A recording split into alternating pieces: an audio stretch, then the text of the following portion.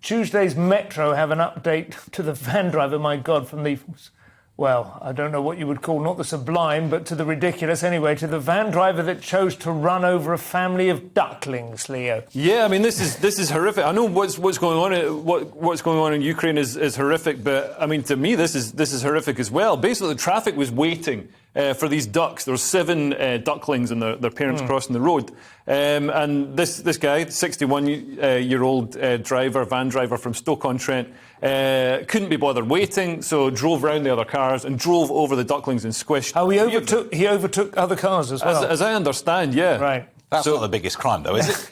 Well, what bothers you? Well, I suppose the possibility is that he doesn't understand what's going on, so he can't see there are ducklings crossing. He just thinks somebody stopped and he's like in a hurry. Right. I don't know. Yeah. You think he had malicious, murderous intent to the ducklings? You'd be a good defence. Yes. You'd be a good defence lawyer. I might get in. No, apparently the driver, so there was a heated conversation. This van driver, after initially stopping, couldn't wait for the 5 seconds it would have taken them to let them cross. This is from a witness, by the way, and drove straight over them, crushing 3 of them. This guy called Mr. Wally, who's probably bullied at school, followed the van driver to a lay-by before a very heated conversation ensued. He claims the driver said, "I don't effing care."